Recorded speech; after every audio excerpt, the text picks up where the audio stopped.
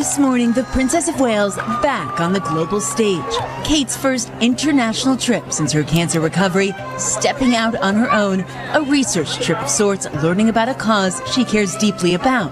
Thousands of people have packed the square. People are hanging out the windows, and you can see her right here, meeting some of her littlest fans. The jeweler had barely finished reading the final line when Catherine pushed back her chair and stood. No explanation, no farewell, just a stunned expression, a trembling breath, and the sound of the door closing behind her. Princess Diana's hidden brooch had not been reserved for a museum, returned to the crown, or left to either of her sons.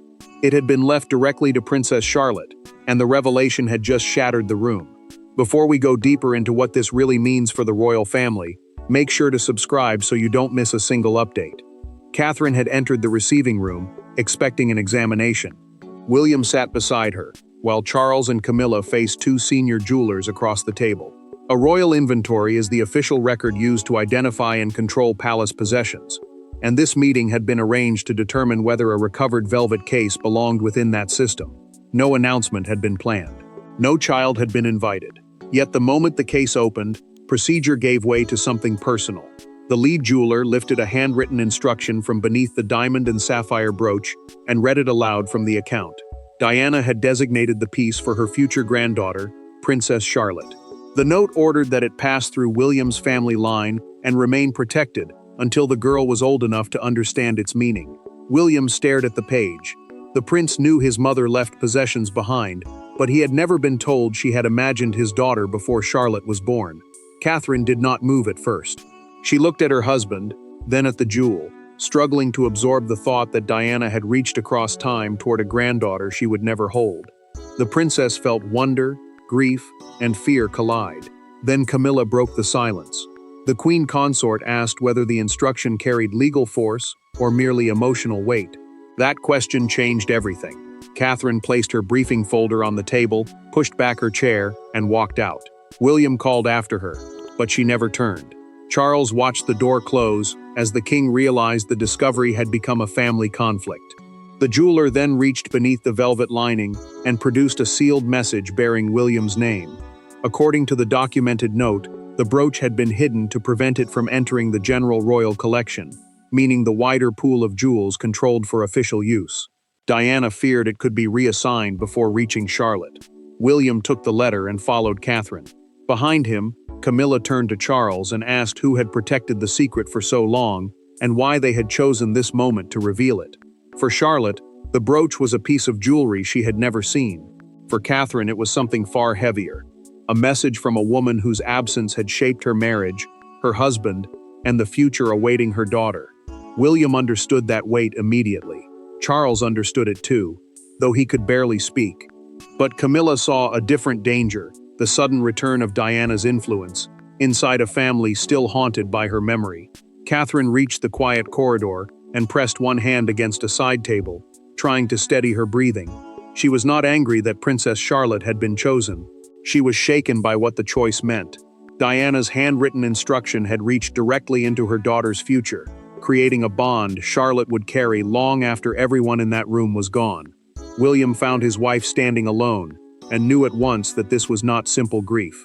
The prince had spent years shielding his children from the pain attached to Diana's name. Now Charlotte had been placed at the center of that history without warning, and he could already feel the weight gathering around her. Catherine turned toward him and explained why she had left. She said Camilla's first concern had been ownership, not Charlotte. Hearing the inheritance question before the brooch had even left its case felt like watching Diana's wishes become a palace argument all over again.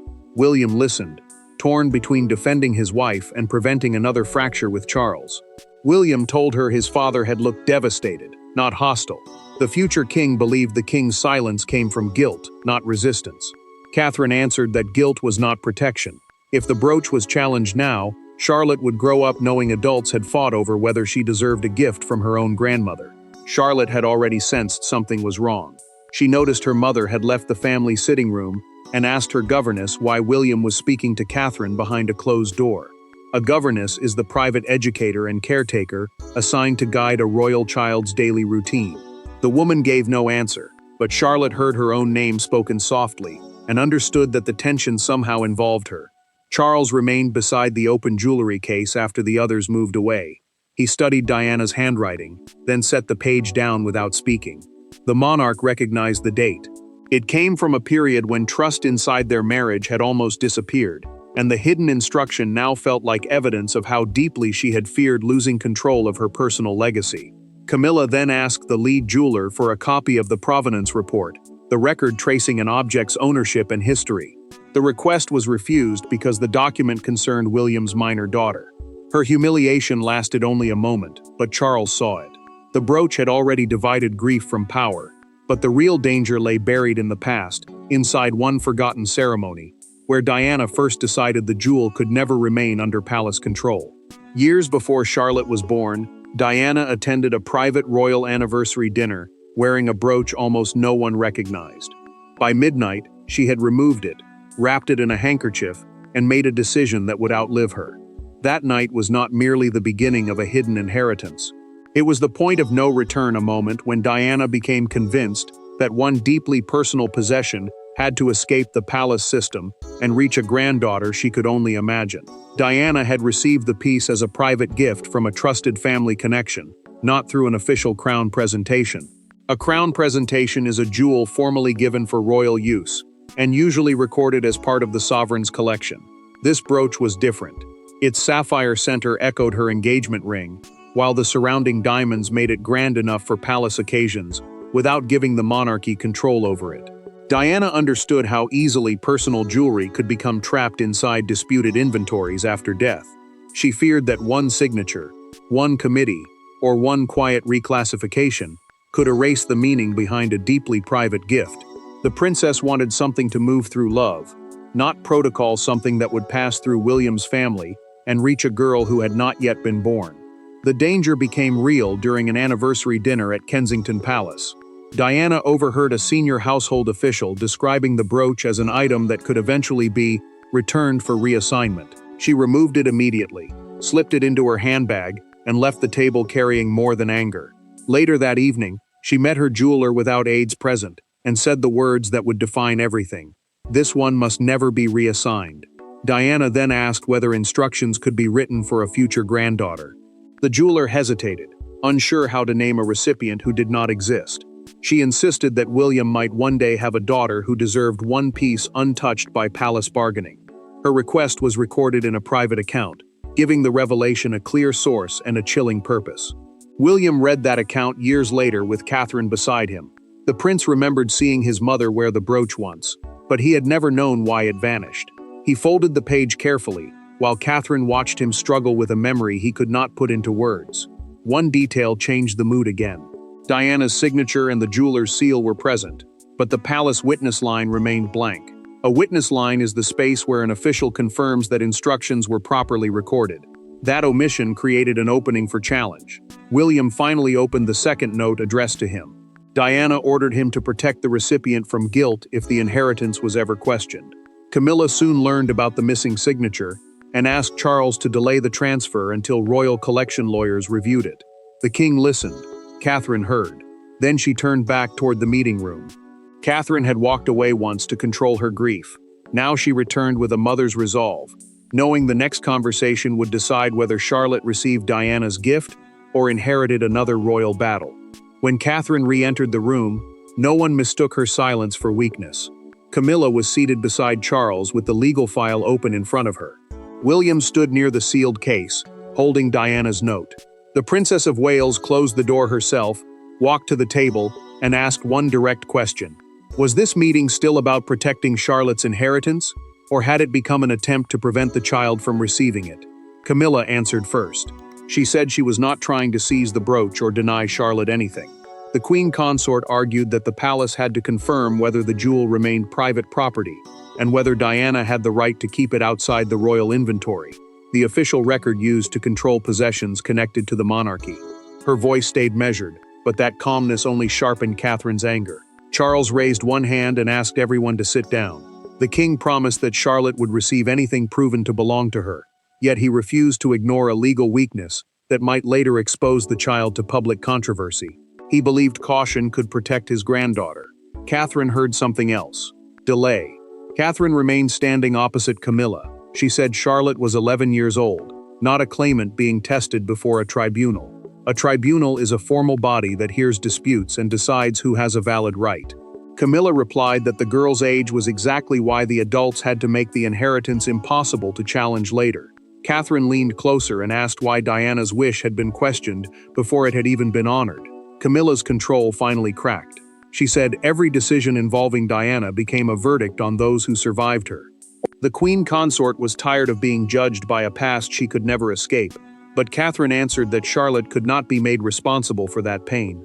William stepped forward before Charles could interrupt. The prince placed Diana's note on the table and read the warning aloud from the documented message. The future granddaughter, it said, must never be made to feel guilty for receiving the brooch. Silence followed. The argument unfolding around them had become the very danger his mother predicted. The senior jeweler then produced the original purchase and gift record. The document proved the brooch had never belonged to the crown. Charles turned toward Camilla, and the queen consort understood that the strongest legal reason for delay was collapsing. Catherine closed the file and pushed it back across the table. She declared that Charlotte would not be questioned, photographed, or told about the jewel until both parents believed she was ready. Charles ended the confrontation by ordering a narrow review of the missing witness signature. Then the king named Princess Anne to lead it. The argument had exposed the family's wounds, but the final authority would not rest with the loudest voice in the room.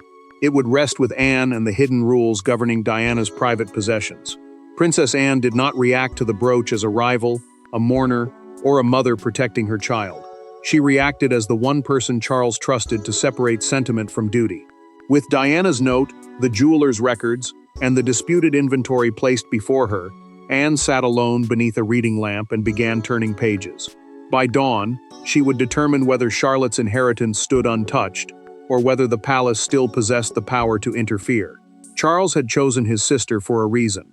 The Princess Royal understood royal property rules, had no personal claim to Diana's possessions, and rarely allowed emotion to cloud judgment. A royal inventory is the official record used to identify which objects belong privately to a family member and which remain under institutional control. Anne accepted the task only after the king promised that her conclusion would be respected. The question appeared narrow, but the consequences were enormous. Diana's private ownership of the brooch had already been proven. What remained uncertain was whether the missing palace witness signature weakened the transfer instruction. Anne knew that one technical gap could become the excuse used to delay Charlotte's inheritance for years. Anne paused when she reached the line about protecting a future granddaughter from guilt. Her expression softened. She remembered Diana as fragile and fierce, difficult and loving, especially where William and Harry were concerned. The princess understood that the note was not simply about jewelry. It was about stopping an unborn child from being blamed for receiving love. Charles entered without aids and closed the door behind him. The king asked whether Diana had truly believed the family might ignore her wishes. Anne looked at the hidden brooch, then at her brother, and told him the secrecy itself provided the answer. He lowered his eyes and placed his glasses beside the file. Anne did not soften the next truth. She told Charles that his duty was not to protect the palace from embarrassment. It was to prevent Charlotte from inheriting the emotional wars of an earlier generation. The monarch bristled, then admitted he feared another public conflict centered on Diana. One faded ledger changed everything.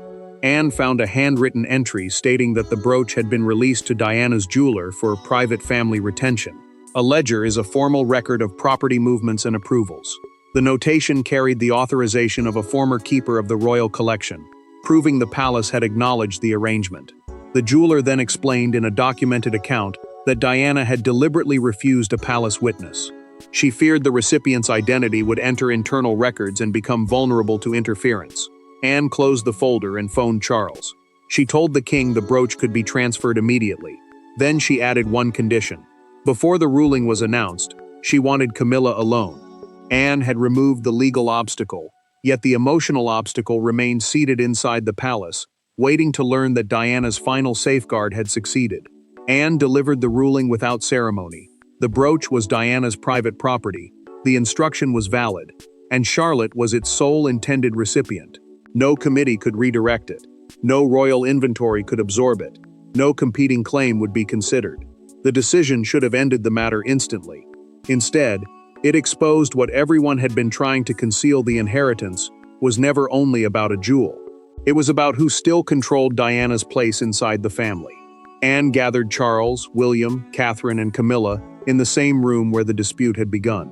The Princess Royal placed the ledger beside Diana's note and stated that the recorded entry proved the late royal had every right to create a private inheritance. A ledger is an official written record used to track property and approval. The missing witness signature, she continued, did not weaken the instruction because the palace had already acknowledged that the brooch was being retained privately. William listened as Anne explained the transfer. The jewel would be placed in trust under his and Catherine's guardianship until Charlotte reached an agreed age. A trust is a legal arrangement that protects property for someone until they are ready to control it. The brooch could not be displayed, loaned, or added to the working royal collection without the girl's future consent. Camilla heard every word without interrupting. When Anne finished, the queen consort removed her reading glasses, folded them carefully, and asked whether her presence was still required. Charles hesitated. That pause was enough.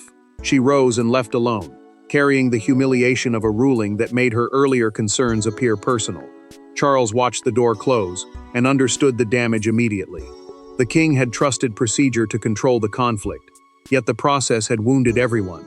Camilla felt judged by Diana's memory, while Catherine had been forced to defend Charlotte from the very institution meant to protect her. The crisis deepened before the transfer papers were signed. A journalist contacted the palace asking about Diana's secret gift to Charlotte. Only a few people knew those exact details. Someone inside the review had spoken. Catherine refused the communications office's proposal for a staged announcement. She told William that Charlotte must hear the truth from her parents, not from a television alert or a cruel whisper at school. The prince agreed. William carried the velvet case to a private safe, placed it inside, and turned the key. He kept that key in his hand, accepting Diana's warning as a personal duty.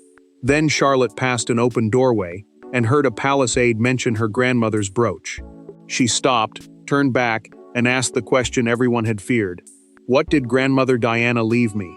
The adults had spent hours protecting Charlotte from the truth, only to discover that the truth had already reached her, and now her parents had to face her without files, lawyers, or palace language between them. There were no courtiers in the room when Charlotte finally heard the story. No jewelers, no legal advisors, no cameras waiting for a reaction. Only William, Catherine, and their daughter sitting close together, while the velvet case remained unopened on the table. Charlotte did not ask how much the brooch was worth. She did not ask when she could wear it. Her first question was painfully simple. How could Diana have left something to a granddaughter she never knew? William answered carefully. He explained that Diana had written instructions for a future granddaughter years before Charlotte was born. The prince made clear that the brooch was personal property, not a title, duty, or official role. A royal title is a formal rank within the monarchy, while this gift carried no position and demanded no service. It was simply something private, protected, and meant only for her. Catherine leaned closer and told Charlotte that receiving the brooch did not mean she had to become like Diana. The princess said her daughter was not expected to carry the late royal's unfinished life, or live under endless comparison. Her grandmother had only hoped that one day a girl in William's family would understand the love behind the gift. Charlotte looked down and admitted she had heard raised voices. She asked whether the adults were angry because the brooch had been left to her. Catherine took her hand immediately. She said no disagreement belonged to the child, and no one had the right to make her feel guilty for receiving something given with love. William struggled with the next words. He told Charlotte that Diana would have loved her courage, her curiosity, and the quiet kindness she showed when others were upset. The future king's voice faltered as he described a bond that should have existed but never had the chance to begin. Charlotte moved closer and rested her head against his shoulder. Catherine finally asked whether she wanted to see the brooch. Charlotte hesitated, then nodded. William opened the velvet case. The sapphire at its center carried decades of silence, grief, and expectation. Yet the girl simply stared at it without reaching forward. Charlotte then made the decision no one expected. She said she did not want to wear it yet. She asked her parents to keep it safe until she was old enough to understand Diana better. William closed the case gently, while Catherine felt the fear inside her begin to loosen. Catherine finally understood that the brooch was not dragging Charlotte into the past. Her daughter's maturity was turning it into something softer love without pressure, memory without burden. Then William's phone lit up with breaking news alerts. Inside the family room, the brooch had become an act of love. Outside the palace gates, it was already being turned into a battle over Diana, Camilla, Catherine, and the monarchy's next generation. By morning, the secret was no longer confined to palace walls. Diana's photograph appeared beside Charlotte's, across front pages, television screens, and public displays throughout Britain. Yet one image captured the national mood more powerfully than any headline: a crowd gathering outside Kensington Palace, where a young girl placed a small blue ribbon beneath Diana's memorial photograph and whispered that the brooch had finally reached the right granddaughter. Broadcasters framed the discovery as Diana's last private connection to the next royal generation. Commentators focused on the extraordinary fact that the princess had chosen a future granddaughter rather than William, Harry, or the crown. The crown means the monarchy as an institution, separate from the personal wishes of individual family members. That distinction mattered because the brooch had escaped official control and reached Charlotte through love instead of rank. The palace communications office issued a short statement confirming that the jewel was privately owned and would be protected for Charlotte. A communications office is the team responsible for official palace announcements and public responses. The message stressed that the girl would not wear the piece until she and her parents believed the moment was right. Outside Kensington Palace, dozens arrived carrying blue flowers, cards, and handwritten messages. Cameras recorded the young girl placing a sapphire-colored ribbon beneath Diana's image. Within hours, that small act appeared across news reports, turning the brooch into a national symbol of memory passing from grandmother to granddaughter. Catherine watched the coverage in silence. Some voices praised her for walking out, rather than allowing Charlotte to become an institutional argument. Others accused the princess of inflaming a private dispute. She feared that her protective reaction had replaced Diana's gift as the real story, while William reminded her that the child's safety mattered more than public approval. Camilla faced a harsher judgment. The queen consort opened a newspaper and found her photograph beneath the words, "Diana's final choice." She folded the page inward and told Charles she would not challenge a story that had already cast her as the obstacle. The king heard the pain beneath her restraint. Charles's advisors urged silence, warning that a personal statement could revive decades of conflict. The monarch rejected their first draft because it discussed property law without acknowledging Diana as Charlotte's grandmother. He ordered a new message. Charles then approved a definitive statement confirming that Diana's wish would be honored fully, and that Charlotte must receive the brooch without pressure, comparison, or controversy. His words ended any suggestion of palace resistance. The king asked Catherine, William, Camilla, Anne, and Charlotte to meet privately. Anne accepted at once, while William understood the purpose. No jewelers, no advisors, no legal files. The public battle ended when Charles honored Diana's choice, but the emotional verdict still had to be delivered inside the family, where every wound caused by the discovery had first been opened. The final gathering began without documents on the table. Charles had removed the legal files, the jeweler's reports, and every trace of the dispute. Only the closed velvet case remained. Catherine entered beside Charlotte. William followed. Anne stood near the window, while Camilla took her place across from them. What happened next did not erase the family's history, but it ended the struggle over the brooch and decided what Diana's gift would mean from that day forward. Charles spoke first. The king declared that the brooch would never be treated as crown property, used as leverage, or turned into a symbol of rivalry. Crown property means possessions controlled by the monarchy rather than privately owned by one family member. The jewel belonged to Charlotte alone and would remain protected by her parents until she freely decided what place it should hold in her life. Anne stepped forward with the completed trust document and handed it directly to William. A trust is a legal arrangement that safeguards property for someone until they are ready to control it. The Princess Royal confirmed that no future monarch, curator, advisor, or relative could redirect the brooch without Charlotte's consent. William accepted the document, and the prince understood that Diana's final instruction was now beyond palace interference. Catherine then turned toward Camilla. The princess explained that her walkout had never been intended to humiliate anyone. She had left because Charlotte's connection to Diana seemed to be measured before it was understood. Camilla listened without interrupting, while the queen consort finally allowed the truth behind her own reaction to surface. Camilla admitted that fear had shaped her response. She had feared another public comparison, another judgment, Another moment in which Diana's memory would place her on trial. Then she looked at Charlotte and said the brooch belonged to the girl without reservation. No child, she added, should ever be asked to manage the discomfort of adults. Charlotte answered with a decision that silenced the room. She asked for the jewel to remain locked away until her 18th birthday. On that day, she wanted to wear it privately first, with only her parents and siblings present, before deciding whether it should ever appear at a royal engagement. A royal engagement is an official public duty carried out on behalf of the monarchy. Charles opened the case one final time, looked at the sapphire, and gently lowered the lid. The monarch slid it toward William and said Diana's instruction had been fulfilled. The future king placed one hand over the case, while Catherine rested hers beside his. Catherine's walkout had not been jealousy, rejection, or weakness. It had been a mother's refusal to let her daughter become a battlefield for an older generation's pain. By returning, confronting the dispute, and listening to Charlotte, she transformed shock into protection.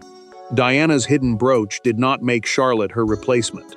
It gave the child something far more human, proof that she had been imagined, loved, and protected before she existed. The monarchy survived not by controlling that message, but by finally allowing a private family wish to remain private. The door closed with no anger left behind, and the brooch disappeared into safekeeping not as a weapon from the past, but as Diana's completed promise to the granddaughter she had always hoped would come. Thanks for watching. Please don't forget to like and subscribe, and we will see you in next one.